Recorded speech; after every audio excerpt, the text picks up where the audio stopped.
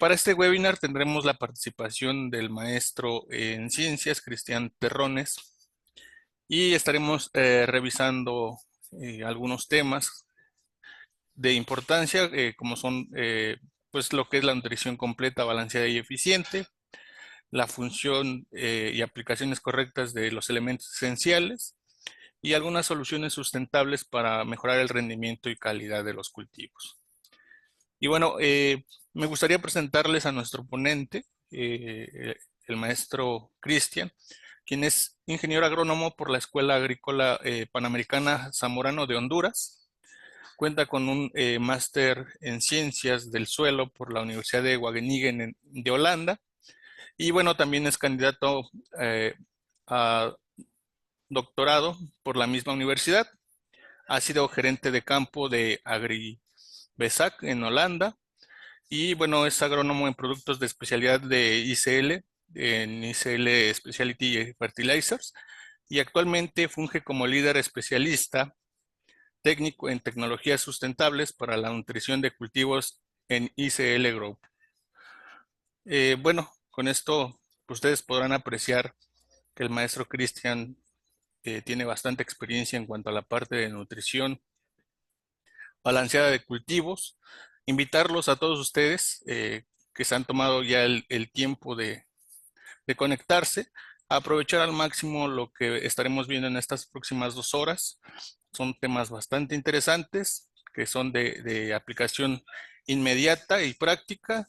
Y bueno, que esperamos que al final del día puedan ustedes estar aplicando igual en sus cultivos. Con esto nuevamente le doy la más cordial las bienvenidas, maestro, a este webinar y pues dejo el micrófono en sus manos para que pueda iniciar con su presentación. Muchas gracias, Álvaro. Bueno, muchas gracias a todos por atender este webinar y darme el tiempo de introducir un poco los conceptos que tenemos de parte de ICL y también introducir un producto llamado polisulfato, el cual presentaré más tarde en la presentación. Hoy día de lo que voy a hablar es básicamente, soy químico de suelos, por lo tanto tengo que meter química de suelos en este tema. Empezaré por un repaso de química de suelos, después hablaré un poco de la importancia de elementos secundarios, secundarios entre comillas, porque la verdad no son, deberían ser primarios. Después hablaré un poco del polisulfato y finalmente hablaré de ensayos de campo, experiencias con polisulfato. Entonces, empecemos por química de suelos. Cuando hablamos de química de suelos, hagamos una simplificación. Hablemos de electrostática. Electrostática es, tenemos cargas positivas, tenemos cargas negativas, se atraen y las mismas cargas se repelen. Empezando desde el punto básico, podemos entender dos procesos. Uno sería precipitación, donde tenemos cationes, tenemos aniones, que si tienen afinidad se juntan, producen una sal, esta sal se precipita.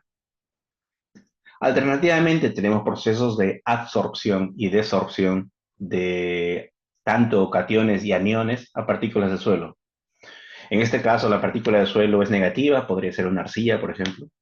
Por lo tanto, va a atraer cationes como hierro, potasio, calcio, magnesio, etc.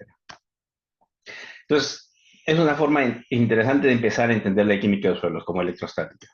No es todo, pero cubre una gran parte de. Ahora entonces veamos, si queremos entender química de suelos, tenemos que entender cuáles son los componentes básicos de este suelo, relacionados a la química, por supuesto. Entonces, hablemos de textura. Cuando hablamos de textura, tenemos arcilla, que en su mayoría son partículas cargadas negativamente, y la intensidad de esa carga negativa difiere entre tipos de arcillas. No todas las arcillas son iguales. Tenemos caolinitas con una carga negativa débil. Tenemos morrionitas o hilitas con una carga negativa mucho más fuerte. Las arcillas, por cierto, también tienen partes que tienen carga positiva. Sin embargo, no es muy intensa, por lo tanto podemos obviarla en este momento. Aparte de esto, tenemos arena, limo, grava, muy poca reactividad, podemos obviarlo. También el suelo está compuesto por materia orgánica, por supuesto. La fracción húmica, con moléculas grandes, son partículas hidrofóbicas y cargadas negativamente. Cuando hablamos de materia orgánica, los puntos reactivos generalmente son grupos carboxílicos y grupos fenólicos. En la mayoría de casos van a estar cargados negativamente. Sí, en pHs realistas en la agricultura van a estar cargados negativamente. Aparte de la fracción húmica, tenemos la fracción fúlvica, son moléculas más pequeñas, pueden ser todavía hidrofóbicas o hidrofílicas, y también tienen carga negativa. El siguiente ingrediente del suelo serían óxidos o hidróxidos de hierro y aluminio. Estos pueden ser o cristalinos o amorfos. Un óxido amorfo es un óxido joven, digamos, un óxido que se ha sintetizado recientemente, por lo tanto está en el proceso de maduración, eventualmente se terminará siendo cristalino, más cristalino. Estas partículas, óxidos, en opuesto a las anteriores, estas tienen carga positiva. Por lo tanto, van a fijar generalmente aniones como fosfatos, sulfatos, etc. Menciono acá que tienen carga variable, es cierto, voy a hablar un poco más de esto más tarde. Sin embargo, en realidad, en rangos de pH comunes en agricultura, van a estar con carga positiva. Finalmente tenemos carbonatos de calcio y de magnesio, son prevalentes en suelos con pH alto, regulan pH, liberan cationes de calcio y magnesio y pueden precipitar aniones. Por lo tanto, si tenemos todos estos componentes, la naturaleza de estos componentes, la cantidad de cada uno, la forma como interactúan, definirán las características químicas de los suelos y cómo interactúan con los diferentes iones en solución. Por lo tanto, debemos tener un entendimiento de esto para saber qué fuente de nutrientes vamos a escoger para un cultivo en específico, dependiendo de las características de nuestro suelo. Siguiendo el repaso de química básica de suelos, voy a pasar muy cortamente por pH. Definición de pH, que es por supuesto, uno de los parámetros del suelo más importantes que hay que conocer. El pH del suelo es en sí el pH de la solución del suelo. Y no, ya sabemos, entiendo que el público de hoy somos agrónomos, por lo tanto conocemos qué es la disociación de moléculas en protones y hidróxidos, donde un pH por encima de 7 es alcalino, un pH por abajo de 7 es generalmente ácido, ligeramente ácido o más ácido. Pero vayamos a un entendimiento un poco más a profundidad. ¿Cómo afecta este pH del suelo la reactividad del suelo? Entonces, le mencioné que los óxidos tienen carga variable. Bajo un pH específico, todos los minerales en sí, no solo minerales, todas las partículas reactivas, minerales, proteínas, enzimas, etcétera, tienen un punto de pH específico en el cual cambian su carga de negativa a positiva. Esto se llama el punto de carga cero o el PZC, por su acrónimo en inglés. Cuando el pH está por encima del PZC, estos componentes se cargan negativamente, cuando está por debajo se cargan positivamente. Como les comenté, en el caso de óxidos en condiciones reales, van a estar siempre cargados positivamente porque el punto de carga cero es alrededor de 8.59. Las arcillas y materia orgánica, la materia orgánica, por ejemplo, tiene su punto de carga cero alrededor de 2, 3, bastante bajo, entonces siempre van a estar cargadas negativamente. Y por lo tanto van a absorber cationes. Ahora, esta carga negativa que tienen no es igual todo el tiempo, ¿ok? El pH tiene mucho que ver en la intensidad de esta carga de las partículas. Cuanto más bajo es el pH, hay más protones en solución. Estos protones van a neutralizar parte de esa carga negativa, por lo tanto, estas superficies van a tener menos capacidad para atraer cationes. Cuando el pH es más alto, habrán más hidróxidos, por lo tanto, la carga negativa será más intensa. Estas superficies tendrán más capacidad para atraer cationes.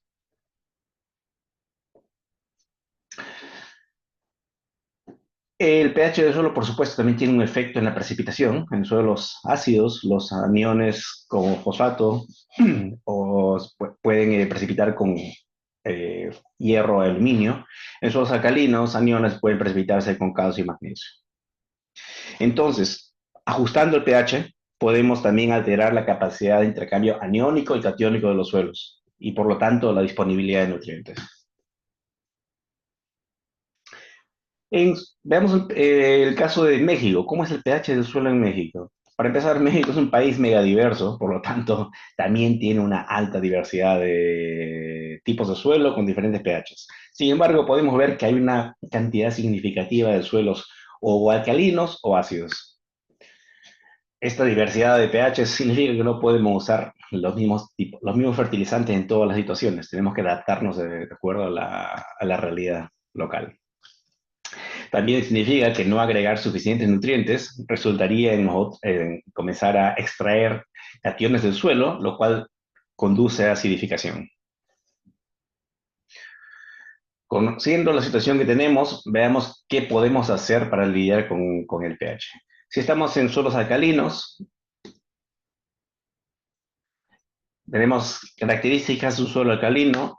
Hay una alta presencia de carbonato de calcio activo, lo cual incrementa la actividad de iones de calcio, de cationes de calcio. La tasa de nitrificación va a ser mucho más alta. Va a haber una alta volatilización del nitrógeno en forma de amonio. Y el fósforo tendrá a fijarse por precipitación con calcio. En suelos alcalinos, entonces, tenemos que utilizar o escoger fertilizantes que acidifiquen la rizósfera. El fertilizante más acidificante es el nitrógeno en forma de amonio. En esta tabla pueden ver diferentes fuentes de fertilizantes de nitrógeno, de fósforo o de azufre y la capacidad de acidificación, el potencial de acidificación. En general, amonio o fertilizantes que contengan amonio, como el MAP, van a ser los que tengan una mayor potencial de acidificación. Adicionalmente, los iones de sulfato tendrán que precipitarse con calcio, por supuesto, por lo tanto es importante o partir las aplicaciones de sulfato en suficientes veces o usar fertilizantes de liberación lenta o de mayor eficiencia. Finalmente, hierro no puede ser con EDT, tiene que ser quelato y el EDTA no es una opción, tiene que ser EDHA o DTPA o otras tecnologías nuevas que que se adapten a pHs alcalinos. Ahora, ¿qué hacer en suelos ácidos? Que como vimos en el mapa hay bastantes áreas con suelos ácidos. Características de estos suelos: tenemos alta actividad de iones de aluminio y hierro. Hay escasez de calcio y muchas veces de magnesio también. La tasa de nitrificación es más lenta y hay una fuerte fijación de fósforo por absorción. Más que precipitación, es absorción a óxidos. ¿Qué podemos hacer? Bueno, para empezar, suplir el suelo con suficientes fuentes de cationes, de potasio, calcio, magnesio, para evitar extraer las reservas ya limitadas del suelo. La lixiviación de cationes y la lixiviación también de nitrógeno causa una acidificación neta, por lo tanto tiene que minimizarse.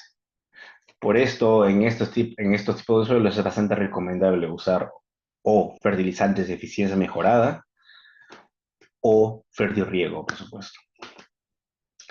Y lo más lógico, evitar usar fertilizantes acidificantes. Por lo tanto, no usemos amonio. Es mejor usar nitrato. Nitrato tiene un efecto, puede ligeramente incrementar el pH, por lo tanto el nitrato es una muy buena opción. La urea también es una opción bastante buena, porque siempre y cuando no se lixivia, la urea tendrá un efecto neutro en el pH.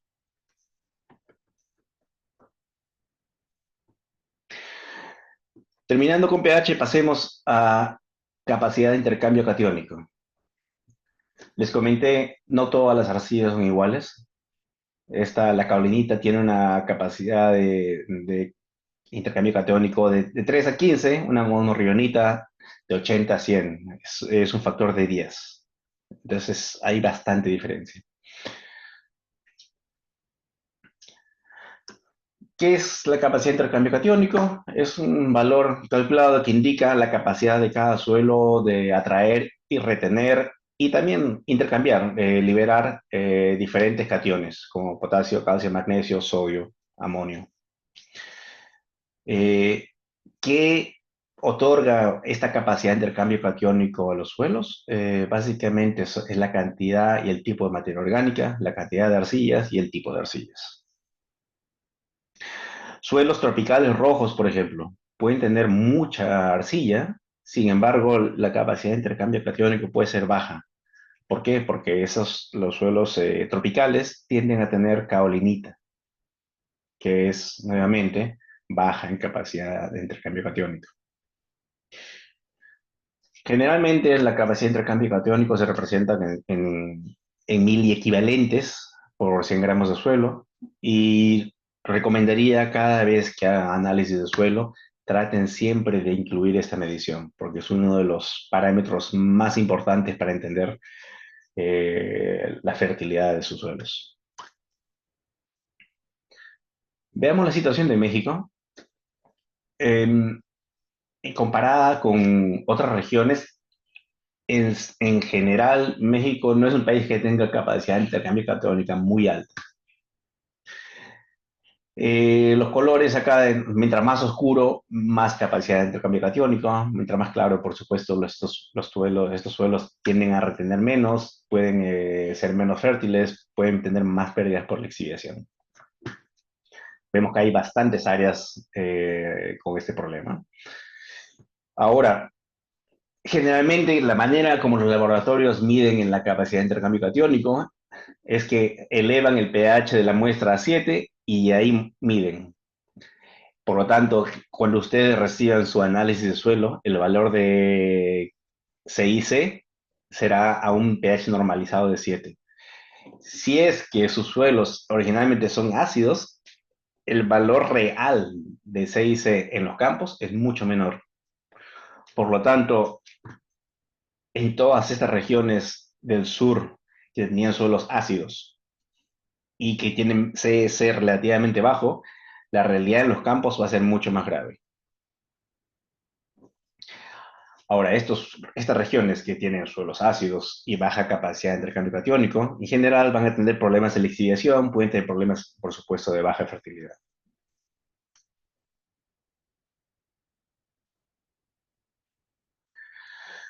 Vayamos un poco más a detalle cómo utilizar esta información del CIC.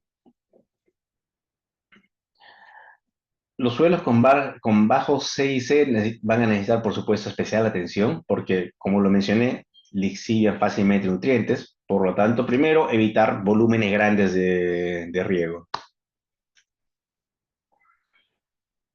Como no pueden retener los nutrientes que les damos, es recomendable fraccionar las aplicaciones de fertilizante lo más posible. Fertirriego es ideal, por supuesto, o fertilizantes de eficiencia mejorada que liberen los nutrientes por un periodo extendido. En este caso tenemos nutrientes estabilizados, tenemos fertilizantes de liberación controlada, tenemos fertilizantes de liberación lenta. O inclusive compost o purines que también liberan los nutrientes lentamente. El uso de estos tipos de fertilizantes, por supuesto, es mucho más importante en época de lluvias. Ahora, como estos suelos tienden a ser pobres en cationes, es imprescindible poner al menos la cantidad de nutrientes que los cultivos extraen. Es bastante común que la gente ignore poner suficiente calcio y suficiente magnesio, empiezan a hacer minería de suelos. tenemos que poner por más eficiente que sea un fertilizante, por lo menos tenemos que poner lo que los cultivos extraen. Es bastante lógico. Como un caso de estudio, me enfoco un poco más ahora en Jalisco, donde hay bastantes áreas con suelos ácidos.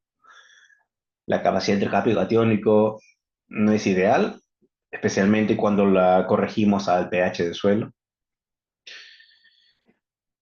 Tenemos un periodo de lluvias claramente definido, intenso, lo cual la única información que pude conseguir de Jalisco fue de Puerto Vallarta. Ojalá que no haya mucha variabilidad entre otras zonas de Jalisco. Y como lo menciono, en esta época, en esta zona, en general, los suelos tienen pH ácido, tienen alta incidencia de suelos con pH ácido y una CIC abajo de 15.000 equivalentes. Si algo más ideal para 1.000 equivalentes, estaremos hablando de 20 para arriba. Si en ese caso tenemos 15 y una vez que normalicemos el pH real, esto va a estar por alrededor de 10. Esto significa que por una zona como Jalisco hay los problemas por lixiviación durante la época de lluvias. Es una preocupación y es algo que se tiene que atender. De todas las zonas, de muchas zonas que hay en México, este tipo de zonas son las que más requieren el uso de fertilizantes de eficiencia mejorada para incrementar la eficiencia del uso de nutrientes.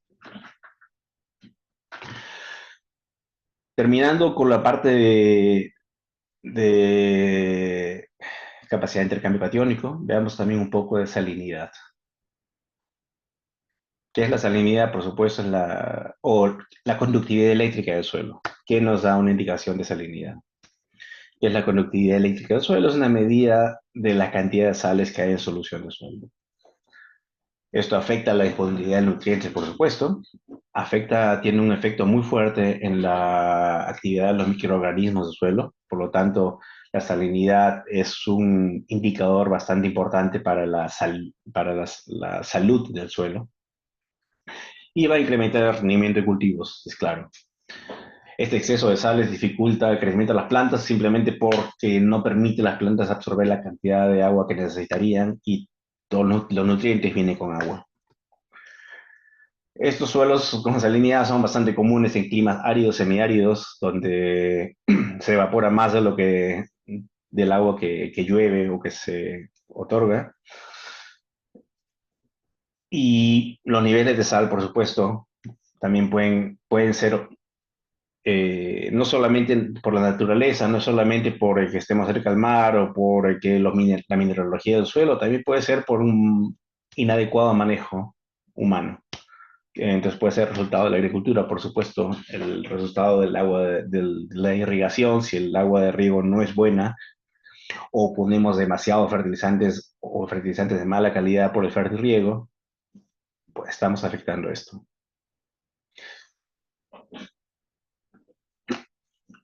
La conductividad eléctrica no nos va a dar, por supuesto, una medición directa de iones específicos, pero sí nos da una indicación de la suma de todas estas sales. Generalmente se expresa en decisiemens por metro. Viendo la situación de México, en la agricultura con irrigación hay de 3.4 millones de hectáreas tiene problemas leves de sodicidad y 2.4 millones de hectáreas tienen problemas leves de salinidad, que sodicidad y salinidad no es la misma cosa, por supuesto. Salinidad, como les dije, es la suma de todas las sales, sodicidad, solo la cantidad de sodio. De todos estos problemas de salinidad, la sodicidad es lo más preocupante. La suma de estas áreas representan un 60% del área total irrigada de México. En agricultura de secano, solo un 20% del área total está afectada por una sodicidad o salinidad leve. Como mencioné, los suelos sódicos son de lo más complicado de tratar. Prestar especial atención a días calurosos. ya que tienden a haber mayor evapotranspiración, por lo tanto, mucha más absorción de sodios también. Y la preparación de terreno, por supuesto, tiene que ser como objetivo mejorar el drenaje del suelo, creando drenes, elevando camas, etcétera. Hay muchas opciones en este aspecto. Pero, ¿qué podemos hacer entonces cuando tenemos problemas de conductividad alta? El primer paso, por supuesto, lo más lógico es escoger cultivos que sean tolerantes a esta conductividad más alta. Hay cultivos que se adecúan muy bien, alfalfa, tenemos trigo, tenemos tomate, que muchas veces hasta mejor calidad de frutos puede producir, tomates cherry pueden producir mejor calidad con alta salinidad. Y también lógico escoger fertilizantes con bajo índice de salinidad, o sea, bajo cloro. En caso de fertirriego, por supuesto, eh, quizás no es común, pero en muchas zonas del mundo es muy común que ponen todo el fertilizante una o dos veces a la semana, entonces crean un pico de salinidad en el agua que viene por el riego, lo cual estresa a las plantas.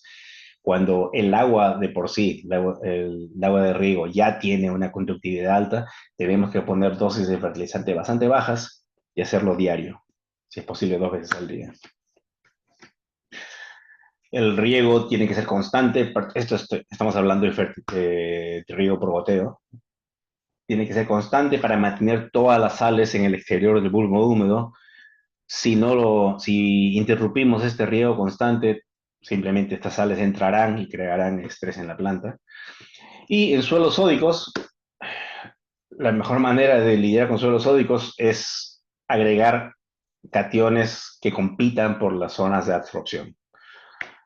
Ahora, ¿cuál es el catión preferido por los suelos? El calcio. Si es que ponemos en un suelo un calcio, todas las partículas del suelo generalmente van a escoger el calcio y van a soltar a los demás. Entonces, si le ponemos suficiente calcio, vamos a desplazar el sodio y siguiendo esto tenemos que poner una fuerte irrigación que nos va a ayudar a exiliar el sodio de la rizósfera.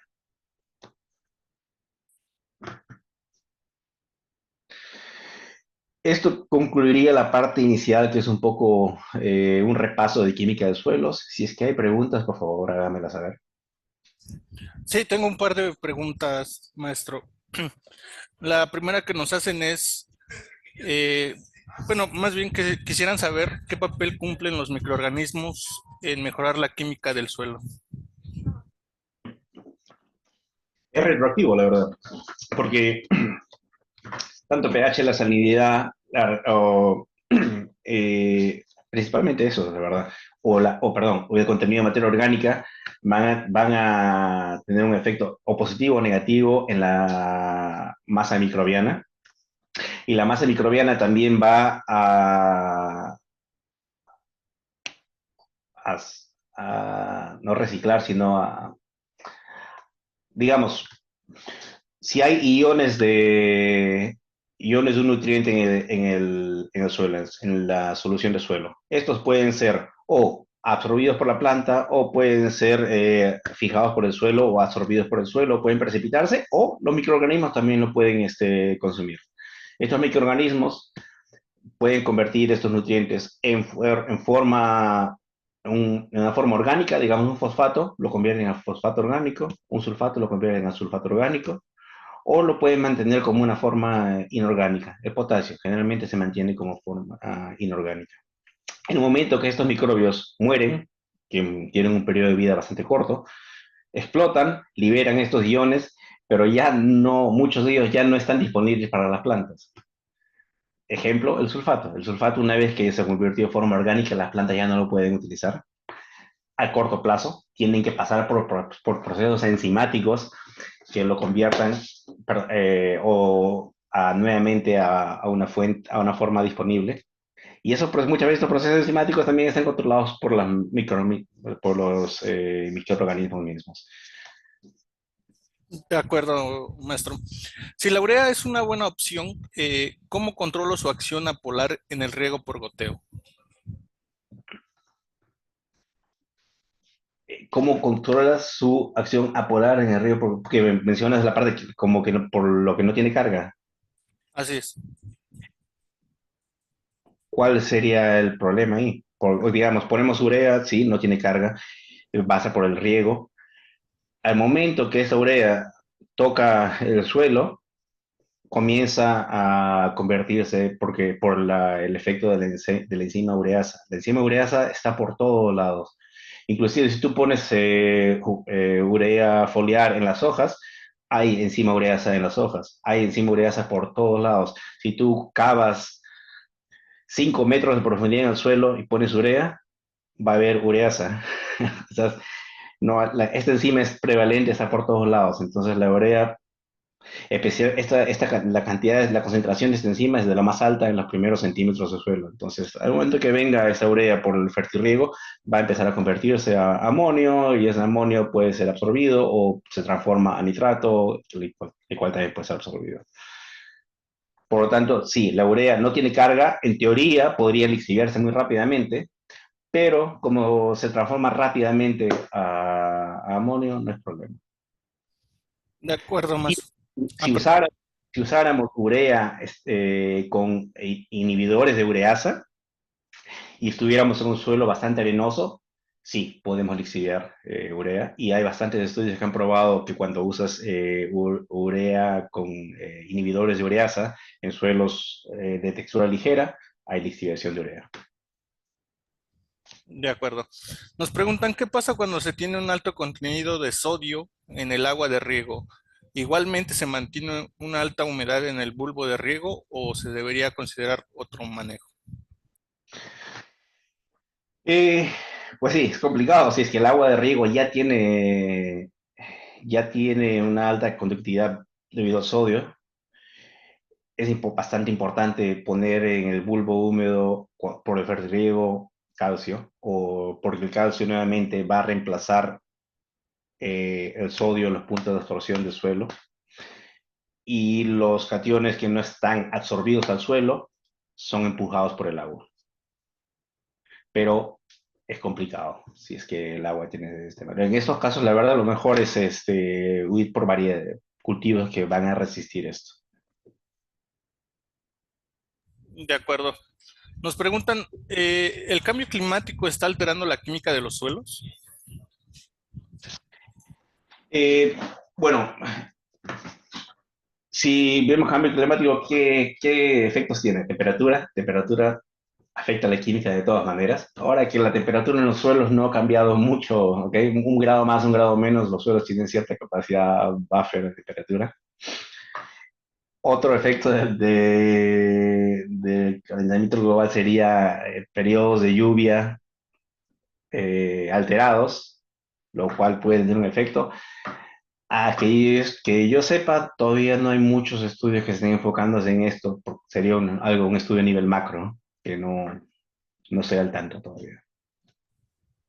De acuerdo, maestro. Hasta aquí voy a dejar el tema de las preguntas para que podamos continuar.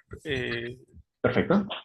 Si surgen más, le voy haciendo las demás en el siguiente bloque. Ok. Gracias. Bueno, entonces ahora hablemos de la importancia de elementos secundarios. ¿Qué elementos requieren las plantas? Todos sabemos que estos son los que no tenemos que aplicar nosotros. La planta los agarra del ambiente. Y después vienen los minerales que tenemos que proveer. Macronutrientes primarios, macronutrientes secundarios, entre comillas, y los micronutrientes. Ahora, si nos enfocamos en calcio, magnesio, azufre, vemos, por ejemplo, calcio, la tasa de concentración que las plantas requieren es mayor que fosfato. El magnesio y el azufre muchas veces, especialmente azufre, muchas veces es igual que fósforo también. Por lo tanto, llamarlos secundarios es algo un poco equivocado. Hoy me voy por tiempo y porque ya todos son muy familiarizados con nitrógeno, fósforo, potasio, voy a hablar más del calcio, magnesio y el azufre. Empezaré por el azufre. El azufre es solamente absorbido por las raíces como anión sulfato. ¿Ok? Hay muchas especies de azufre, especies orgánicas, azufre elemental, sulfitos. Ninguno de esos las plantas pueden utilizar, solo sulfato. Es componente de aminoácidos, proteínas, es importante para la síntesis de vitaminas, hormonas, metabolitos. Es una forma de componentes que le dan olor a la cebolla, a las brásicas, y es relativamente inmóvil en la planta. Ahora, en el pasado no se hablaba mucho de azufre. Muchas veces en las universidades no se enfocaban en azufre, lo ignoraban. Cuando uno veía textos de tasas de remoción de nutrientes por cultivos, ni siquiera mencionaban al azufre. Y es simplemente porque en el pasado contaminábamos tanto que el azufre venía regalado del aire. Hace bastantes años que ya hemos mejorado esto, ya no estamos causando este tipo de contaminación, por lo tanto, la deposición global de azufre en los suelos se ha reducido significativamente. Como pueden ver en este momento, la mayoría de regiones del mundo tienen ya tasas de deposición por debajo de los 10 kilos por hectárea. Estos 10 kilos por hectárea no cubren las necesidades de la mayoría de cultivos. Acá se puede ver la tendencia de varios países europeos como ha ido bajando, y esta misma tendencia generalmente se puede extrapolar a otras regiones del mundo. Este es un ejemplo en Estados Unidos, donde en un periodo de 17 años midieron la deposición de azufre y pueden ver que bajó considerablemente en esta región donde fue medido. Y actualmente los niveles son bastante bajos. Esto es un ejemplo de Inglaterra, donde desde 1995 a 2016, la tasa de deficiencia de azufre en suelos se ha incrementado prácticamente de una manera lineal, donde para el año 2016, el 2019, el área, 85% del área agrícola cultivable es deficiente en azufre, el 88% de praderas pastizales es deficiente en azufre.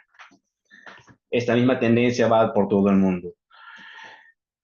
Un ejemplo más, esto es información del Centro de Investigación Rothamsted, es el centro con los ensayos de campo prolongados más antiguos. Tienen 2 ensayos de campo que están corriendo continuamente por 180 años, y uno de ese es en trigo y otro en pastos que 150 años o un poco más. Estas fueron evaluaciones que hicieron en 1995, donde pueden ver aquí no había nada de azufre y aquí solo ponían 50 unidades de SO3. No había gran diferencia. 4 años después pueden ver las grandes diferencias entre un campo con 50 y el 0 unidades de azufre. Estas tendencias están incrementándose bastante a nivel global. Por lo tanto, es uno de los fertilizantes, uno de los nutrientes a los cuales le tenemos que empezar a prestar especial atención. Y muchas veces los síntomas se confunden con deficiencia de nitrógeno, entonces la gente simplemente le mete más urea al campo y no soluciona nada. Además de ser un nutriente importante, también es necesario para la producción de bastantes compuestos como proteínas antifúngicas, fitolexinas, salicinas y glucosinolatos, que tienen una función en la defensa contra patógenos. En este caso vemos hojas inoculadas con diferentes tipos de patógenos, donde la incidencia es menor cuando hay una suficiente fertilización de azufre. No reemplaza productos fungicidas, por ejemplo, pero sí ayuda, reduce la incidencia. Siendo que azufre es relativamente inmóvil dentro de la planta, los síntomas aparecen, por supuesto, en las hojas más jóvenes, donde las plantas son más pequeñas, el crecimiento se atrofia, y al ojo que no está entrenado, como les mencioné, mucha gente puede pensar que es falta de nitrógeno. Otra función importante que tiene el azufre es para la fijación simbiótica de nitrógeno por los nódulos de leguminosas. Para que estos nódulos puedan funcionar y puedan fijar el nitrógeno, se necesita una cantidad suficiente de azufre. Este es un ensayo donde se mostró que cuando esa leguminosa no recibió la cantidad adecuada de azufre, se encontraban 16 nódulos. Cuando la fertilización con azufre fue adecuada, habían 207 nódulos. Este estudio evaluó el efecto que tiene una fertilización de azufre en la actividad de la enzima nitrogenasa. Es claro que cuando no había nada de azufre, la actividad de esta enzima fue mucho menor. Una vez que se añadió azufre, la actividad incrementa. Probablemente no es necesario ir a niveles muy elevados. Se necesita cierta cantidad, no es necesario poner demasiado tampoco. El caso del calcio, el calcio es absorbido como catión, como calcio 2. Es componente de todas de las estructuras de la planta, por lo tanto, membranas, paredes celulares. Es importante para la absorción de nutrientes, para la elongación, división celular, ayuda en el balance de cationes y es también inmóvil en la planta. El movimiento del calcio es unidireccional, va hacia arriba por el xilema y básicamente sigue bastante el flujo de transpiración. Entonces, una molécula de agua se transpira, otra entra por las raíces y generalmente la unidad de agua que sale jala una que entre y esa unidad de agua trae cationes. Ahora, como la transpiración está jalando los cationes, estos cationes tienden a acumularse en los tejidos que transpiran más. ¿Qué tejidos transpiran más? Las hojas.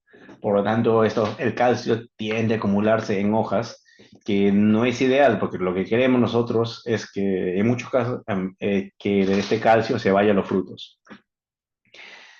Y los frutos no transpiran. Ahora, esto es durante el día cuando la planta está transpirando. Si nos ponemos en el escenario de la noche, durante la noche la planta todavía absorbe nutrientes, en este caso puede ser más por diferencias de concentraciones entre las soluciones suelo y dentro de las raíces, por lo tanto todavía hay absorción de nutrientes, de calcio. Sin embargo, durante la noche esta distribución de calcio va a ser equitativa entre todos los tejidos. No significa que durante la noche el calcio va a ir más a la fruta que a las hojas, no. Se reparte de manera más equitativa. Entonces, es muy buena parte del calcio que termina en frutos es absorbido, digamos, durante la noche. Esto significaría que es bueno poner fuentes de calcio que van a estar disponibles durante ese periodo. O si es fertirriego, si es posible, fertirrigar por la noche. Eh, Mencioné que el calcio tiene un efecto importante en los tejidos estructurales de la planta, por lo tanto tiene un efecto muy importante en la producción de raíces. Esta es la tasa de crecimiento de las raíces seminales, son las raíces muy jóvenes que salen al comienzo, como respuesta a diferentes concentraciones de calcio y diferentes pHs. Podemos ver acá que a pHs bajos, la cantidad de calcio en el suelo tiene un efecto bastante drástico en la capacidad de estas raíces para crecer. Si no hay suficiente calcio, las raíces simplemente no crecen. Este es otro ejemplo. Ahora son raíces primarias de frijol, donde se midió la extensión de la raíz primaria con o sin calcio. Nuevamente se puede ver que sin calcio las raíces simplemente llegan a un punto, se detienen y ya no pueden avanzar. Si las raíces no pueden crecer, no hay suficiente desarrollo de una rizósfera que pueda crear su propia capacidad de intercambio catiónico, no hay suficiente rizósfera para acidificar esa parte del suelo, por lo tanto no hay suficiente búsqueda de nutrientes, no hay suficiente utilización de fósforo. El fósforo, como conocemos, es bastante inmóvil en el suelo. La planta tiene que ir a buscarlo. Si no produce raíces, no lo va a encontrar nunca. ¿Cuáles son las deficiencias del calcio? Nuevamente, el calcio es inmóvil, por lo tanto, síntomas en hojas jóvenes. Muchas veces se ven estos casos con, muchas veces similares a problemas de salinidad. Las hojas como que se queman por los bordes, en el caso de lechuga. Contribuye mucho al Blossom End Rot en solanáceas, en tomates, en pápricas, punta quemada en repollo, etcétera. Como mencioné en los slides anteriores, las raíces el ápice radicular muere y ya no pueden crecer. Y en otros cultivos como maíz, las hojas pueden aparecer rizadas, distorsionadas o en, a veces como engancho. Estos son ejemplos de cómo el problema de que el calcio no vaya suficientemente hacia los frutos, sino que se acumule en las hojas, causa ese tipo de problemas, el blossom end rot, o bitter pit en manzanas. Adicionalmente, el calcio también protege, similar al azufre, el calcio también protege contra ataques de patógenos. En este caso se evaluó el ataque de infecciones en la manzana por los Sporium perennians, donde se ve claramente que a mayor concentración de calcio en el fruto había una menor incidencia. Nuevamente, eso no va a reemplazar fitosanitarios, pero es una ayuda. Este caso acá mostramos el efecto que la concentración de calcio tiene en infección por botritis en lechuga, donde también claramente la incidencia de botritis se redujo a mayor concentración de calcio.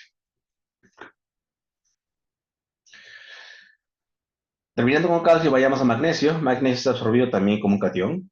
Es importante componente de la clorofila, activador de enzimas, componente de los ribosomas, se funciona para la síntesis de proteínas y en este caso el magnesio sí es móvil en la planta. La planta sí lo puede mover de un lado para otro. ¿Qué síntomas de deficiencia? Crecimiento nuevo puede ser amarillo, es muy conocido estos síntomas de acá, que hay amarillamiento en las zonas intravenosas de las hojas. Y como es móvil, estos síntomas aparecen primero en las hojas más viejas. Ejemplos de cómo se ve una deficiencia de magnesio en frijol. Ahora, el crecimiento de diferentes tejidos como raíces depende de la cantidad de fotoasimilados que las hojas le envíen a las raíces. Ahora, estos fotoasimilados necesitan fotosíntesis. Si es que no hay suficiente magnesio, no hay suficiente fotosíntesis, por lo tanto no hay suficiente producción de fotoasimilados. Esto es un ejemplo donde hubo deficiencia de magnesio, el magnesio tuvo una deficiencia limitada y una cantidad adecuada de magnesio, y pueden ver el crecimiento radicular. Claramente, donde no había suficiente magnesio, las raíces tampoco no pudieron desarrollarse óptimamente.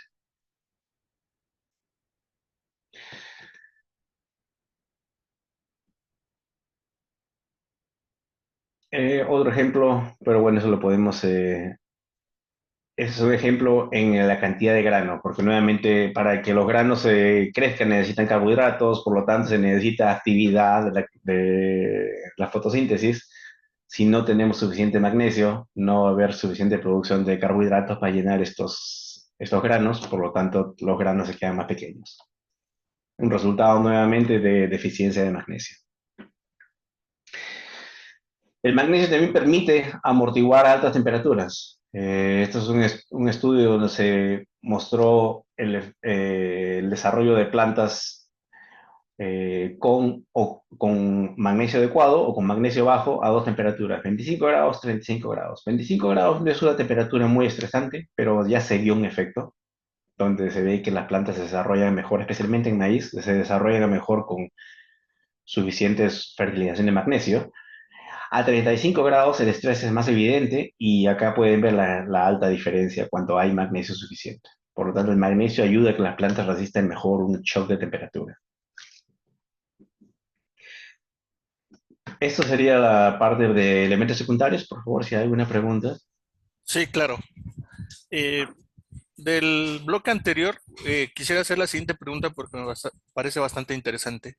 Cuando los suelos tienen baja disponibilidad de materia orgánica y al aplicar una cantidad significativa de esta, en función del tiempo, ¿cuándo se estima ver resultados en la química del suelo?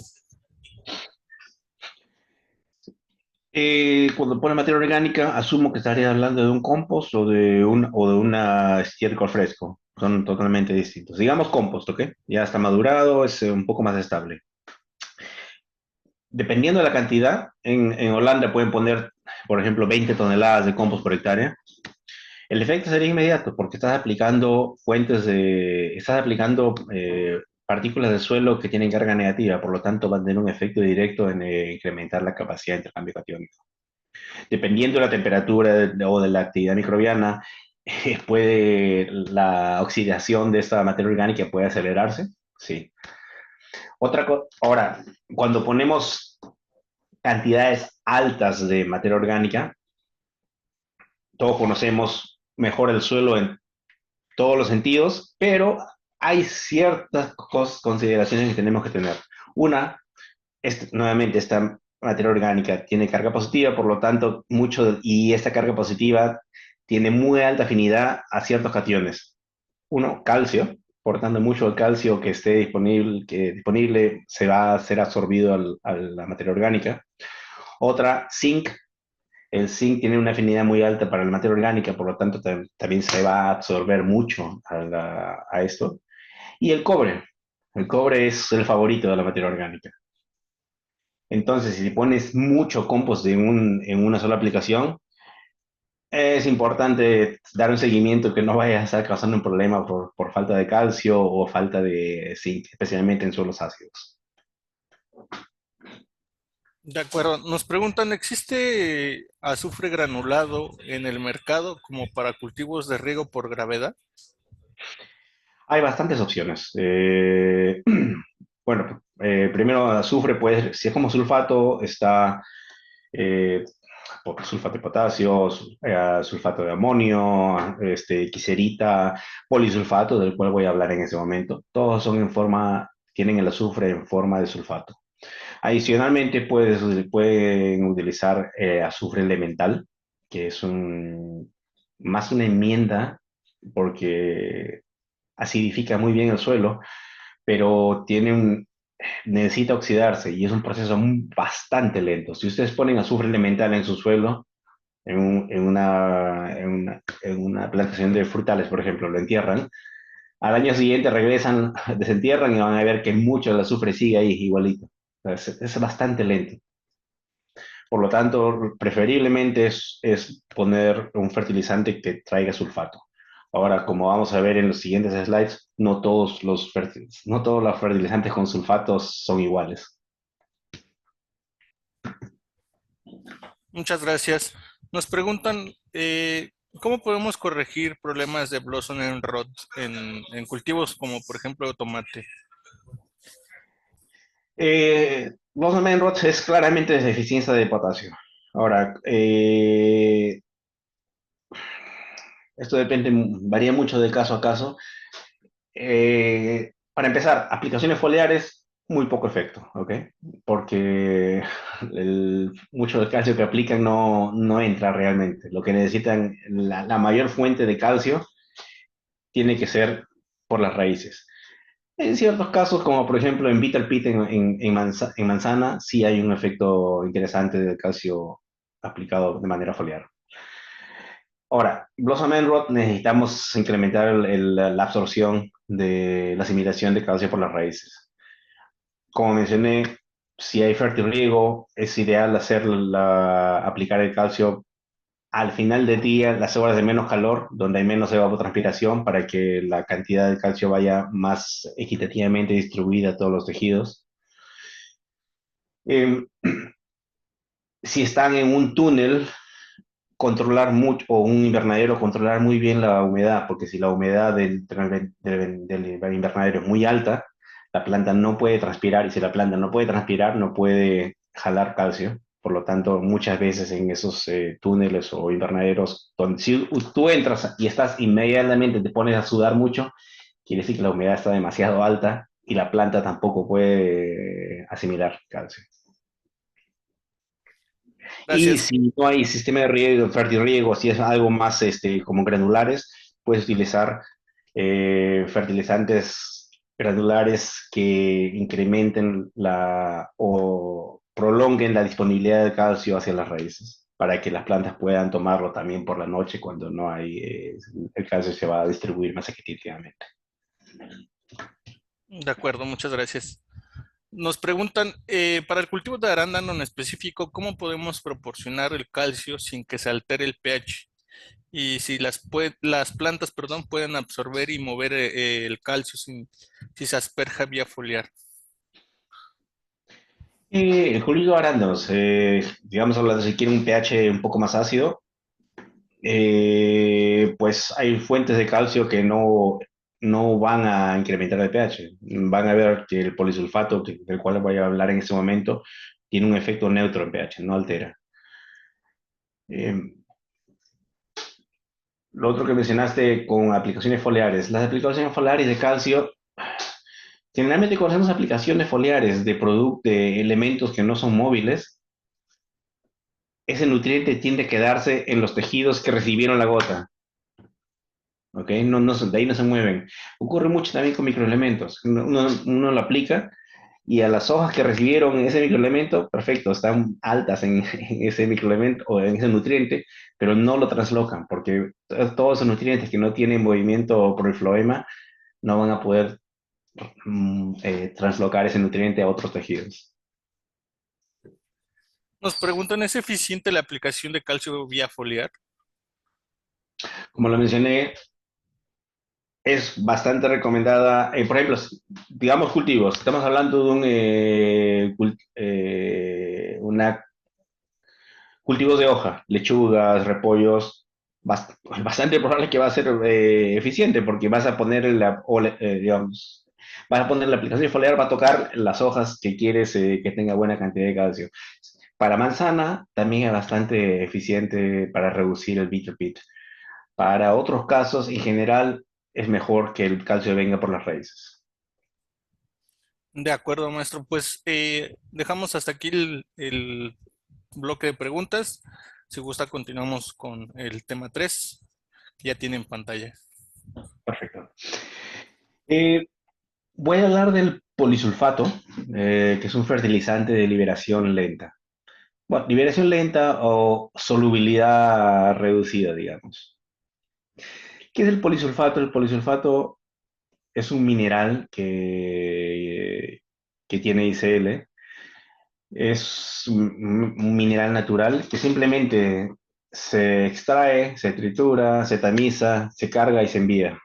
Por lo tanto, no hay procesos químicos. Va de la mina a los campos de los agricultores.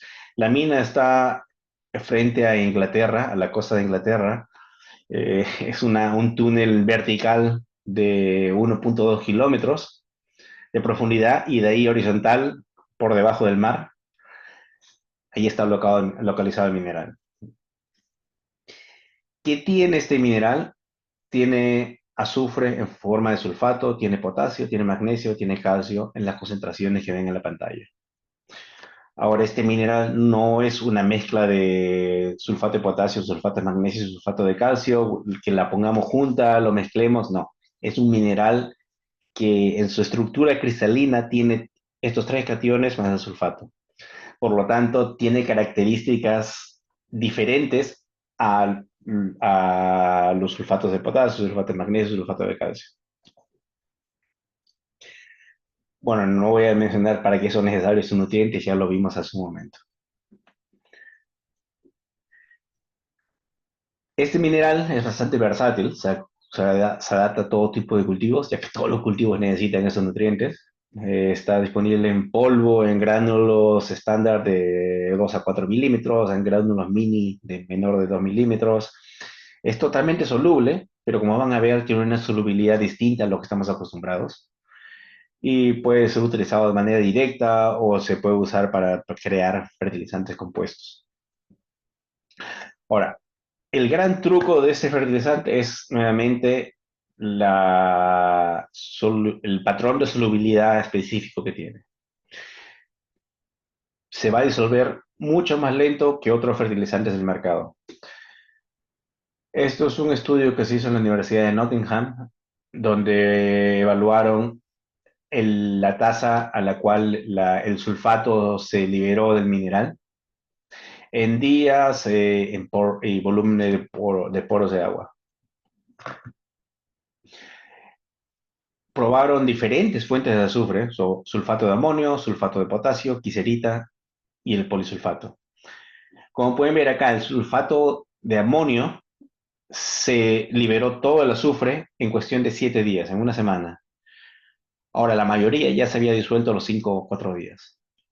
El sulfato de potasio liberó todo el azufre alrededor de los 13 días. La quiserita liberó todo el azufre alrededor de las 3 semanas. El polisulfato se tardó 50 días en liberarlo.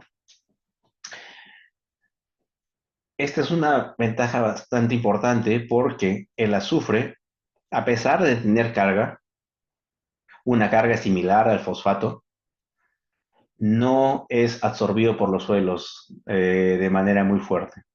Los suelos son muy buenos para absorber aniones como fosfato, no son muy buenos para absorber aniones como nitrato y débiles para absorber aniones como sulfato. Entonces el sulfato se puede lixiviar muy fácilmente.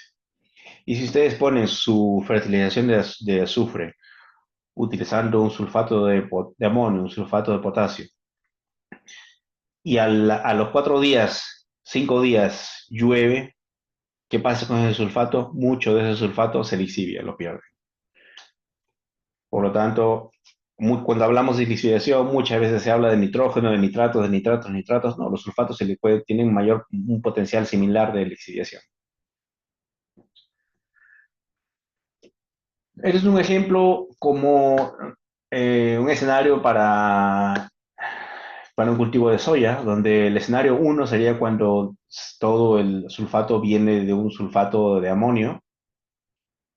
El escenario 2 es cuando el sulfato viene de un polisulfato.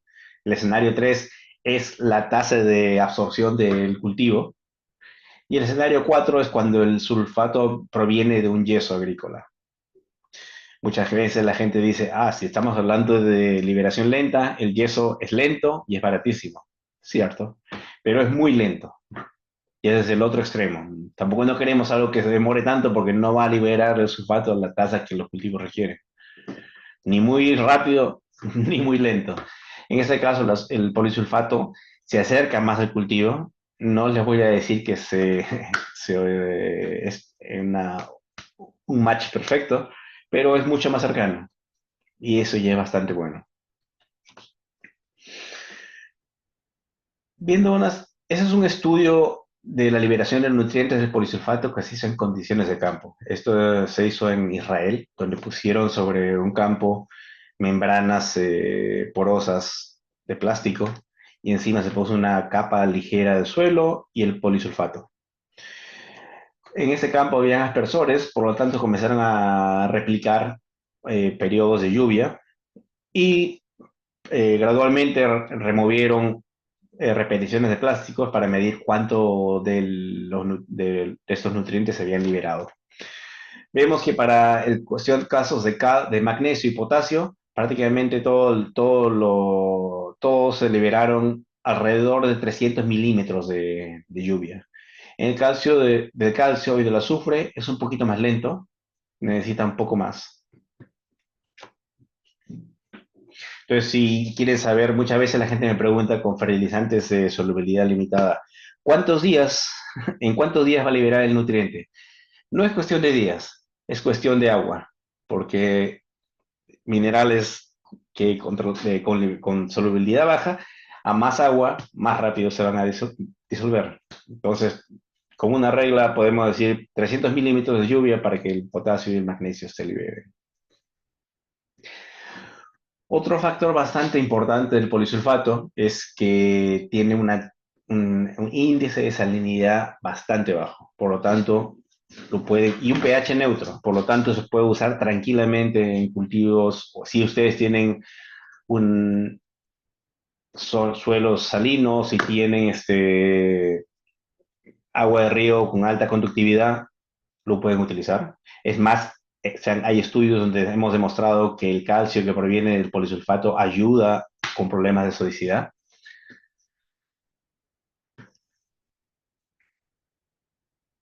El pH, siendo que el azufre ya está en forma de sulfato, no va a acidificar los suelos. Muchas veces la gente se asusta, dicen, azufre acidifica suelos.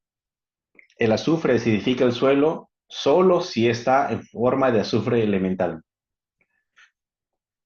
El azufre con forma de sulfato ya no va a acidificar el suelo, porque lo que acidifica es el proceso de oxidación del azufre elemental al sulfato.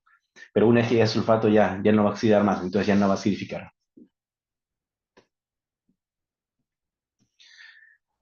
Adicionalmente, este fertilizante, este mineral, tiene la huella de carbono más baja del mercado. Más, en los últimos 5 años hemos reducido la huella de carbono en un 90%, mejorando la eficiencia de la producción de la mina.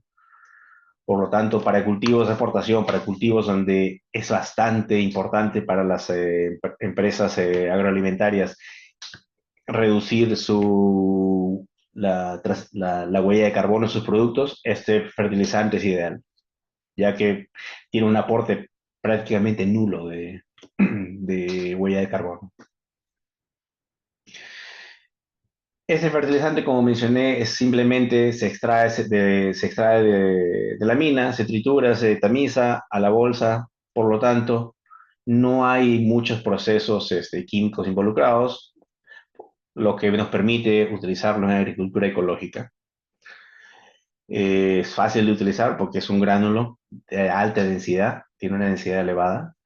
Se puede utilizar para enriquecer acondicionadores de suelo y también se puede utilizar como en mezcla con pellets o gránulos orgánicos, porque al utilizar este mineral de alta densidad en un pellet orgánico, incrementamos, en ciertos casos podemos hasta duplicar la densidad de estos pellets orgánicos. Acá ve que las certificaciones de agricultura ecológica básicamente están resaltando el hemisferio norte, pero muchas de estas certificaciones también son aceptadas y aplican para países del hemisferio sur. ¿Alguna pregunta sobre ese tema? Antes de pasar a los ensayos de campo. Claro que sí. Nos preguntan, ¿se puede utilizar el polisulfato por medio del sistema de fertirriego? No es recomendable porque, por lo mismo que les dije, tiene solubilidad baja. Por lo tanto, el, sería un desperdicio. Si quieren disolverlo totalmente para poder meterlo por fertirriego, estarían perdiendo esta capacidad de liberación lenta, que sería una lástima, porque el valor agregado de este tipo de minerales es la liberación lenta. Por lo tanto, lo recomendamos como uso fertilizante directo al suelo. Hay actualmente proyectos para crear suspensiones que se puedan utilizar en fertirriego, pero todavía falta un periodo para que este tipo de productos salgan al mercado. De acuerdo, en ese sentido nos acaban de hacer la pregunta de cuál es su solubilidad por litro de agua. No la recuerdo en ese momento, lamentablemente, pero es baja. De acuerdo. ¿El estudio de la liberación de polisulfato está realizado a pH neutro o menor?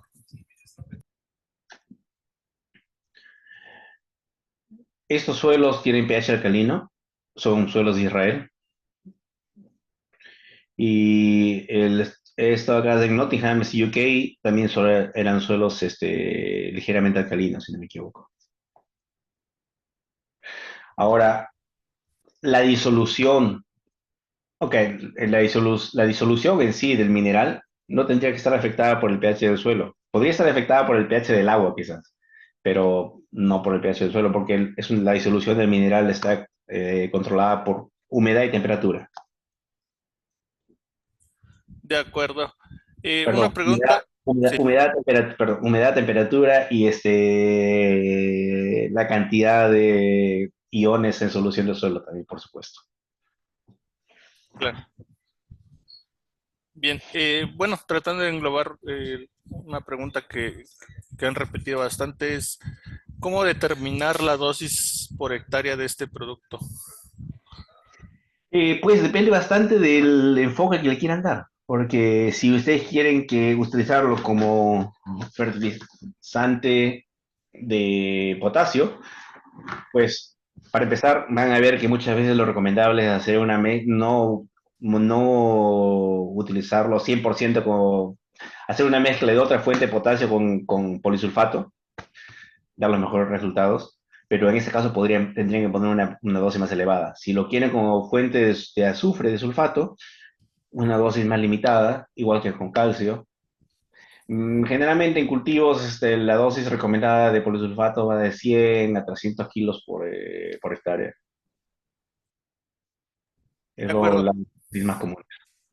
Nos preguntan en dónde se puede adquirir polisulfato.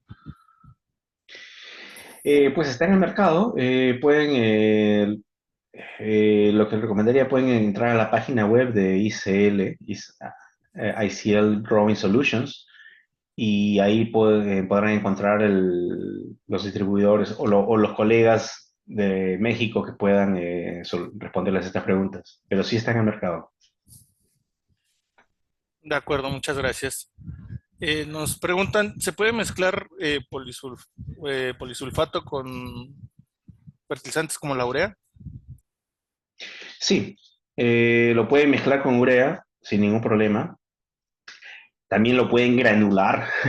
Sí, hay no solo agricultores, pero también hay personas que estén produciendo fertilizantes. Pueden utilizarlo para granularlo con urea. Y hemos hecho bastantes estudios que muestran que al hacer esto, reducimos la lixiviación del nitrógeno y reducimos la volatilización del nitrógeno también. Porque las características de liberación lenta de este polisulfato ayudan a que la liberación del nitrógeno se comporte distinto. No lo muestro hoy día en la presentación, pero tengo estudios hechos en Alemania, en Brasil, en China, en Israel, en Holanda, mostrando cómo reducimos la tasa de volatilización y la lixiviación gracias a la mezcla de polisulfato con nitrógeno, con urea De, para ser específico. de acuerdo. Nos preguntan si se puede usar polisulfato en agricultura orgánica. Sí, como mencioné acá, está registrado, tenemos muchos certificados orgánicos, no son todos, hay más. Entonces está ampliamente aceptado para agricultura orgánica. Ok, bueno, nos preguntan también si en este caso polisulfato, solo lo vende en este caso ICL o hay algún otro distribuidor. Actualmente ICL es la única empresa a nivel global que extrae este mineral. De acuerdo. Bueno, para los que siguen preguntando si se puede conseguir, por ejemplo, en Argentina o Perú, como lo comentaba el maestro, pueden ingresar a la página de nuestros amigos de ICL y ahí podrán encontrar mayor información de los contactos. A ellos les pueden preguntar, igual también para que vean el catálogo de productos y bueno, también puedan revisar las fichas técnicas, por supuesto. Y la respuesta es sí, lo pueden encontrar en todos esos mercados. Muchas gracias, maestro. Bien, pues hasta aquí vamos a dejar este bloque de preguntas, si le parece bien, y pasamos al cuarto bloque de ensayos de campo, donde ¿Ok? creo que muchos van a tener más preguntas. Perfecto. Em, ah, No me había dado cuenta que no traduje esta diapositiva. Disculpas por eso. En el caso de polisulfato, tenemos extensas cantidades de ensayos. Actualmente ya estamos por arriba de los 1000 ensayos en diferentes cultivos, en diferentes países. Por lo tanto, tenemos bastante experiencia con este mineral. Eh, Empiezo mostrando un pequeño metaanálisis que hice de ensayos con polisulfato, donde en 140, no son todos los ensayos, por supuesto, se tiene que actualizar. En 148 ensayos, el uso de polisulfato incrementó el rendimiento en un 8%, en ciertos casos más, en ciertos casos menos. Pero interesante, también incrementó la tasa de eficiencia del nitrógeno, a pesar de que el polisulfato no trae nitrógeno. Van a ver que estos efectos no son solo para nitrógeno, también es para otros nutrientes, lo vamos a ver en las siguientes diapositivas. Pero al ver estos resultados se explican por qué, por la nutrición balanceada, porque muchas veces los cultivos le metemos NPK, NPK, NPK, pero el factor limitante no es necesariamente uno de estos. El factor limitante puede ser calcio, puede ser magnesio, puede ser azufre. Y si es que no ponemos estos, toda la cantidad adicional de nitrógeno que le estemos metiendo, la planta no va a responder. Pero si solucionamos el factor limitante, digamos que era azufre, entonces la planta va a va a tener un nuevo techo donde va a poder utilizar de manera más eficiente el nitrógeno que se ha aportado. Empecemos con un ensayo que se hizo con el polisulfato en papa, en México, evaluándolo como una fuente de calcio. Este ensayo se hizo en Los Mochis, Sinaloa, en el periodo de septiembre de 2022 a marzo de 2023. El suelo fue un suelo franco, arcillo arenoso. Los tratamientos, como comenté, la idea era evaluarlo como fuente de calcio y también ver cuán viable era económicamente, por supuesto, en comparación con nitrato de calcio, que es lo más común. Por lo tanto, el polisulfato no se usó como la única fuente de calcio, no, sino que se redujo la dosis de nitrato de calcio por, removimos 250 kilos por hectárea y lo reemplazamos por polisulfato. Los demás nutrientes se mantuvieron similares. Sin embargo, al hacer este cambio, significó que el aporte de calcio por hectárea se redujo. ¿Ok? Utilizando polisulfato terminamos poniendo menos calcio por hectárea que con nitrato de calcio. Por lo tanto, y lo hicimos así a propósito, porque queríamos mostrar el efecto de la mayor eficiencia del calcio que proviene del polisulfato. Los resultados fueron de este tipo. El tratamiento con polisulfato tuvo claramente mayor rendimiento, tuvo un incremento de 2.7 toneladas por hectárea, lo cual significó también un incremento en los ingresos del campo. A pesar de que este tratamiento recibió menos calcio.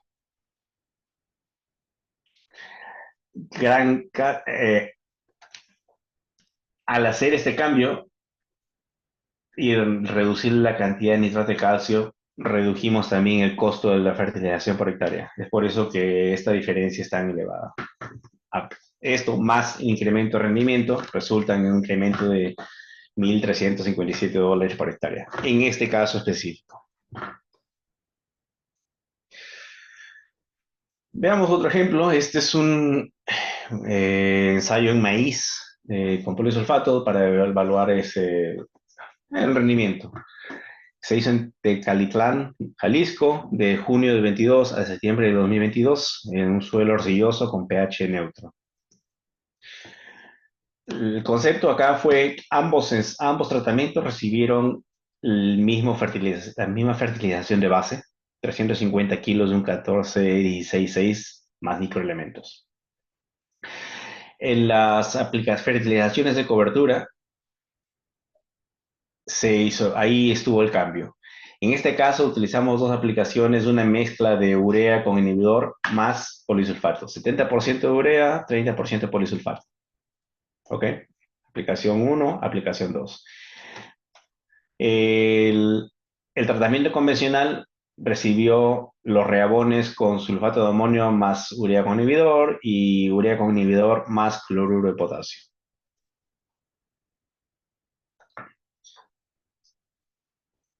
Los resultados fueron los siguientes. Para empezar, visualmente ya se vio un efecto del polisulfato. Viéndolo más de cerca, nuevamente veíamos un efecto claro en el desarrollo de las plantas. Y esto se tradujo a un incremento, por supuesto, del rendimiento del 12%.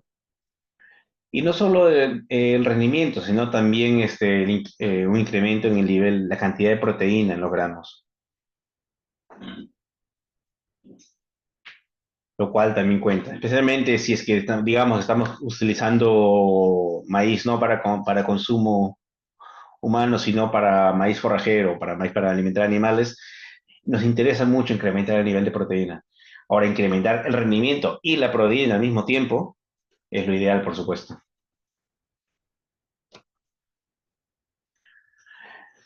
Ahora veamos un ensayo en frijol azufrado, donde la idea fue evaluar el polisulfato como fuente de calcio, potasio, magnesio y azufre. Ese ensayo se hizo en Los Mochis, empezó en diciembre del año pasado, culminó en marzo de este año, en suelo franco arcilloso.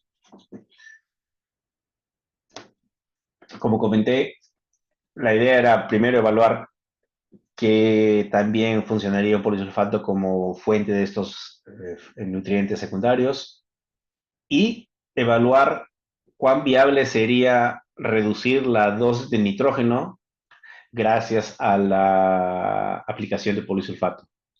¿Ok? Como les mencioné, cuando añadimos polisulfato podemos incrementar la tasa de eficiencia del uso de nitrógeno, entonces le pudimos bajar un poco la dosis de nitrógeno, especialmente en leguminosas. En la mayoría de leguminosas en sí no es necesario poner nitrógeno, pero mucha gente le mete mucho nitrógeno. ¿Por qué? Porque no le está metiendo azufre. Y si no le metes azufre, los nódulos no pueden fijar nitrógeno, y si los nódulos no pueden fijar nitrógeno, le tenemos que meter fertilización de nitrogenada.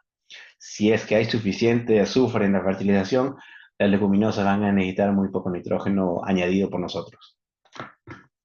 Bueno, en este caso, el nitrógeno total con nuestro tratamiento fue de 172 kilos por hectárea, con el tratamiento convencional 230 kilos por hectárea. Por supuesto, les añadimos también otros nutrientes que vienen con el polisulfato. Y los resultados visuales fueron de ese tipo. El campo con polisulfato claramente creció mucho mejor. Y esto se vio también en la cantidad de vainas y frijoles producidos por las plantas. Esta diferencia visual es bastante clara. Este campo claramente tenía muchos problemas con falta de azufre.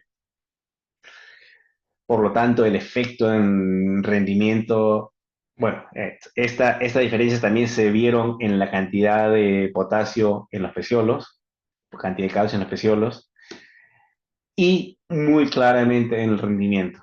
El rendimiento en este tipo de frijol y se incrementó un 50% gracias al aporte de nutrientes que viniendo del polisulfato, lo cual obviamente incrementó el, el retorno de la inversión por sobre 100%. Cuando vemos ese tipo de resultados, muestra claramente estos campos necesitan desesperadamente una buena fertilización de azufre. Ahora veamos a otros ensayos a nivel global. Vimos 3 ensayos en México, veamos experiencias de otros países. Este es un cultivo de banana en Brasil, donde Voy a mostrar tres ensayos brasileños donde la estrategia es bastante similar. Lo que hicieron es empezar con un control negativo, cero potasio, solo nitrógeno y fósforo.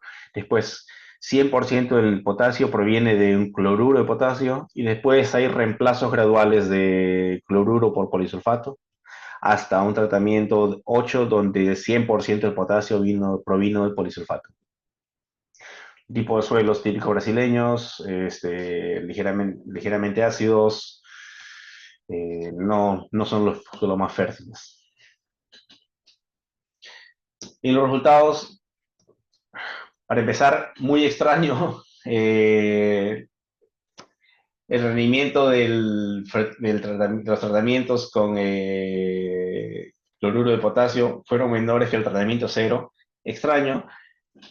Puede ser quizás que en año 1 esto es imposible que se mantenga un año 2. Si el mismo ensayo se hiciera por otro año, este efecto no hay campo que pueda suplir a la banana por 2 años consecutivos sin aporte de potasio. Pero al poner el polisulfato, el rendimiento sí incrementó significativamente. Estos resultados se presentaron en la Conferencia Global de Ciencias del Suelo en Río en 2018. Ahora, los resultados ideales no se encontraron con un 100% de potasio viniendo del polisulfato. Como les comenté, muchas veces lo ideal es hacer mezclas, porque el cloruro de potasio proveerá un potasio disponible mucho más rápido, mientras que el polisulfato lo cubre para más tarde, para un periodo posterior. En este caso, la mejor combinación fue un 40-60. Este es otro ensayo bastante similar de estructura, con cebolla esta vez, reemplazos graduales de cloruro de potasio por polisulfato, suelos brasileños, y en este caso sí hubo una respuesta clara a aplicar potasio. El rendimiento incrementó en 3 toneladas por hectárea. Sin embargo, cuando utilizamos polisulfato, el incremento se incrementó en 1.8 toneladas adicionales, lo cual demuestra que sí hay un efecto del polisulfato en cebolla también. Y en este caso, la combinación nuevamente fue lo ideal, no igual que en banano era un 40-60, acá es un 60-40. En el caso de repollo, no voy a repetir nuevamente el concepto del ensayo, es igual. Los resultados fueron de ese tipo. Hubo una respuesta al cloruro de potasio, pequeña, pero una respuesta muy fuerte a la aplicación de polisulfato. ¿Cómo podemos explicar esto? Bueno, repollo en sí, brásicas, son cultivos que necesitan bastante de dos elementos secundarios. Azufre, todas las brásicas van a responder y van a consumir bastante azufre y también consumen bastante calcio. Entonces, en suelos que no son especialmente ricos en estos nutrientes, si le ponemos un polisulfato, la respuesta va a ser bastante marcada. Y en este caso, siendo que una brásica responde muy bien a calcio y azufre, la mejor combinación fue un 20-80, con 80% del potasio proviniendo del polisulfato. Saliendo de América nos vamos al Reino Unido. En Reino Unido este es un ensayo que se hizo en cebada de primavera. Una combinación de un producto Potash Plus, que es una combinación de polisulfato con cloruro de potasio, comparada con simplemente cloruro de potasio. Se hizo un suelo calcáreo en Wiltshire. Se probaron 3 variedades de cebada y los tratamientos fueron un control negativo sin nada de potasio, azufre, magnesio y calcio. El siguiente tratamiento fue con nada de potasio, pero sí se puso azufre, magnesio y calcio. Tratamiento 3, se pusieron todos los nutrientes y potasio provino del cloruro de potasio, y el tratamiento 4 se pusieron todos los nutrientes, pero el potasio provino del Potash Plus. Y se utilizaron dos tasas diferentes de nitrógeno. Los resultados fueron de esta manera. Eh, para empezar, estos son los resultados con 150 kilogramos por hectárea de nitrógeno. Estos son los resultados con 175 kilogramos de nitrógeno. Como pueden ver, no hay una gran diferencia, a excepción de la variedad Planet, pero en general no hay gran diferencia, no hay una respuesta muy clara al incremento de nitrógeno, lo cual nos puede indicar que probablemente en esta situación el nitrógeno ya no es el factor limitante, es otra cosa. ¿Qué puede ser? Veamos, ¿puede ser potasio? No realmente, porque en este caso estos, estos lotes no recibieron potasio, estos lotes sí recibieron potasio con cloruro, no hay gran diferencia, con excepción de plan. Pero sin embargo, sí hay una respuesta muy clara en los campos que recibieron polisulfato. Por lo tanto, es claro que en estos casos el factor limitante nuevamente no es potasio, no es nitrógeno, sino que es azufre o magnesio. Estos son ensayos en forrajes, porque no solo el polisulfato no solo no puede ser utilizado para cultivos agrícolas, sino también para forrajes, para pastizales. Son de 7 ensayos que se hicieron en Europa, aplicando dosis de polisulfato de 100 a 100 kilogramos, 150 kilogramos por hectárea, en diferentes tipos de pastizales, con ryegrass con trébol, ryegrass con trébol y alfalfa, triticale con vicia o simplemente ryegrass. 5 de esos ensayos fueron en campos de agricultura orgánica. En general, estos agricultores solo ponen estiércol, grandes cantidades de estiércol, 40, 50 toneladas por hectárea de estiércol. Y al añadir polisulfato en estos campos, no solo incrementamos el rendimiento en la materia seca, hasta 20% en ciertos casos, sino también incrementamos el nivel de proteína del gras, del pasto, y incrementamos la energía neta de la lactancia, quiere decir la cantidad de energía que el gras, 1 kilo de gras, provee para producir leche. A mayor NEL o BEM, mayor capacidad de la unidad de gras para producir leche.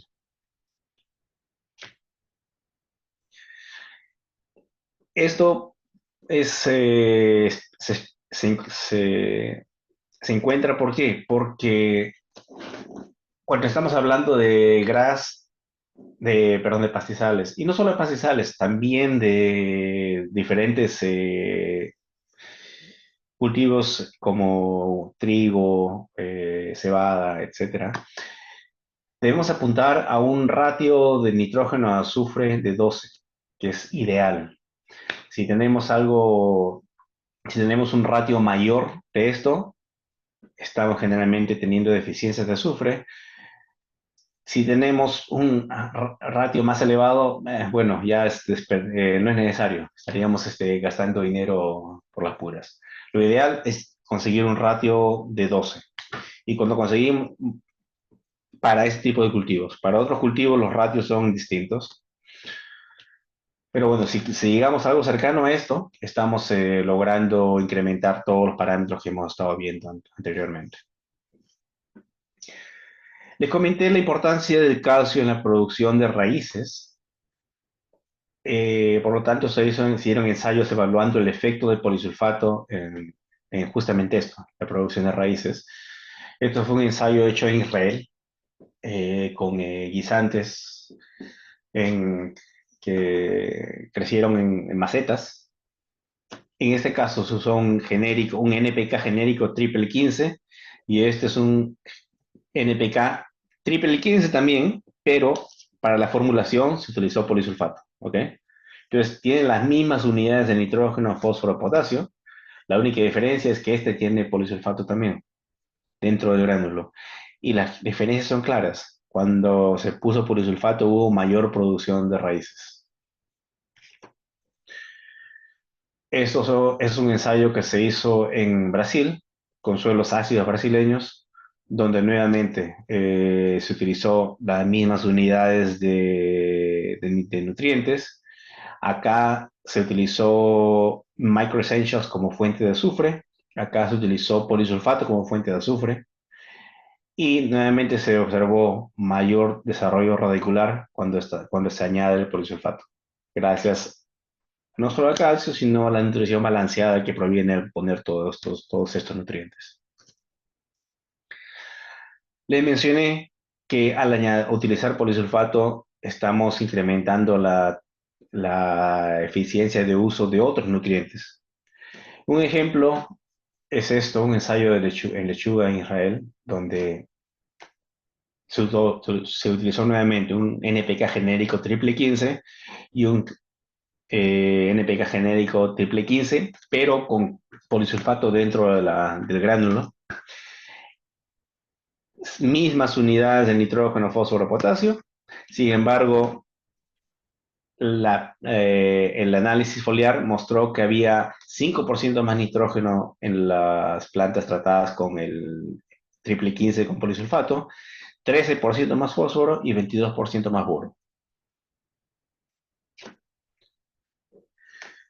Esto de acá que es el último ensayo que voy a compartir hoy día. Es un ensayo de cebada de invierno en Reino Unido. En 6 diferentes localidades se aplicó 100 kilogramos por hectárea de polisulfato para evaluar el efecto que tendría en la absorción de nitrógeno, fósforo, potasio y azufre. Acá les muestro los resultados para nitrógeno y fósforo porque son nutrientes que el polisulfato no tiene. Pero sin embargo, a pesar de que no estamos añadiendo nitrógeno y fósforo con polisulfato, se ve claramente un incremento en la absorción que las plantas tuvieron de estos nutrientes. En general, para el nitrógeno se incrementó la tasa de absorción en un 28% y el fósforo en un 25%. Y eso sería todo la información que tengo para compartir hoy día. Así que si hay preguntas adicionales, por favor, háganmelas saber. Sí, muchas gracias, maestro. Vamos a dar paso ya al último bloque de preguntas.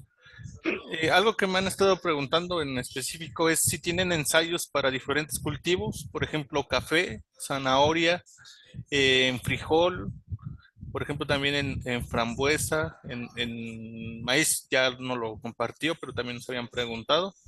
Pero sobre todo esos, en aguacate es por último el cultivo que preguntaría. Sí, la respuesta es sí, tenemos ensayos en todos los cultivos. Es más, tenía en la presentación unos slides para café, pero los removí a última hora estaba preocupado por la duración, no pensé que iba a ser mucho. Resultados bastante interesantes, ensayos en Brasil, ensayos en el sureste de Asia, y ensayos en Colombia, si no me equivoco, con resultados muy buenos.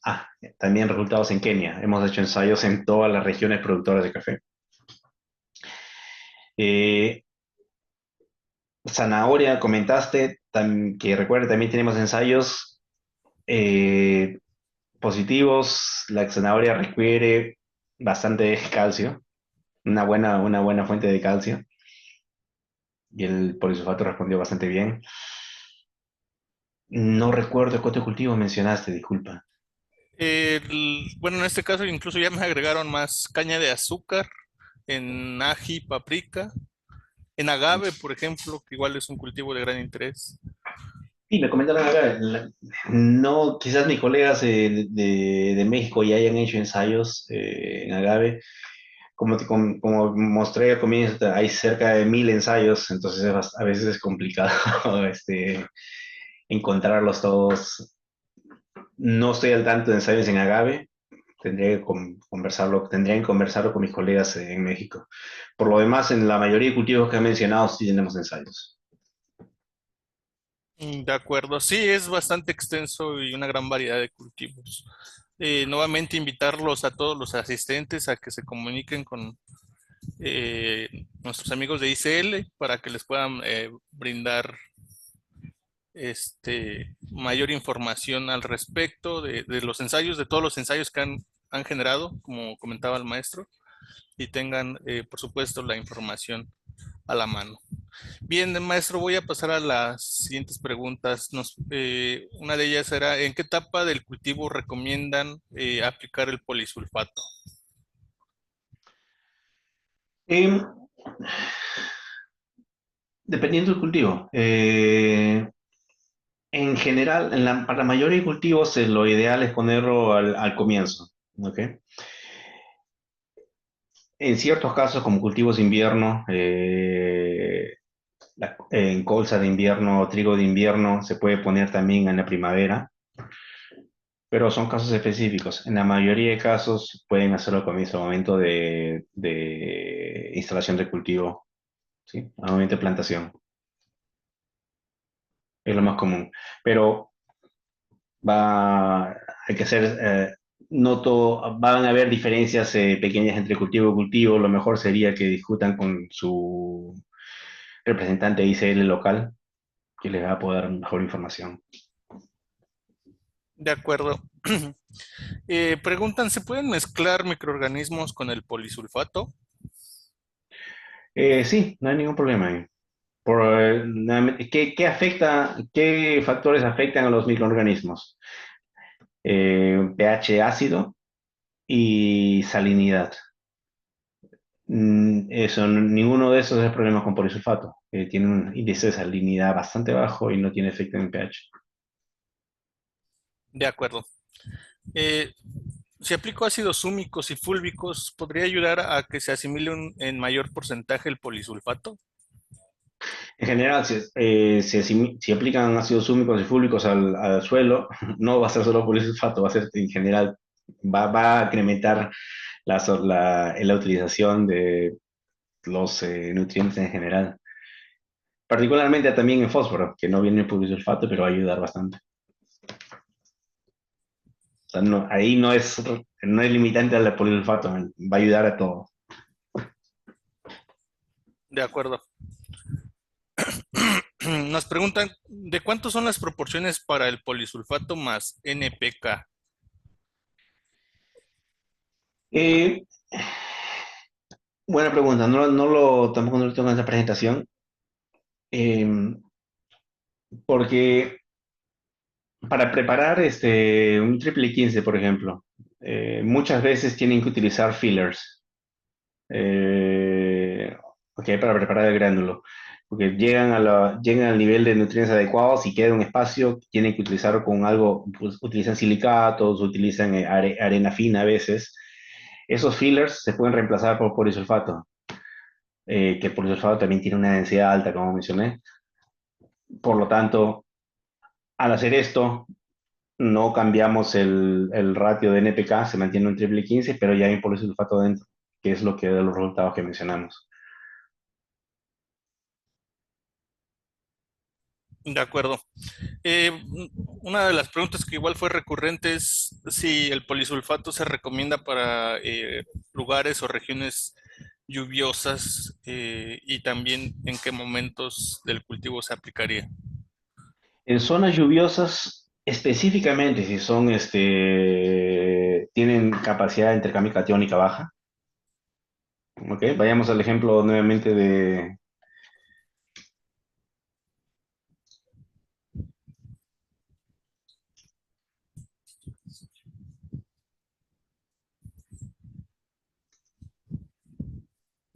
Jalisco.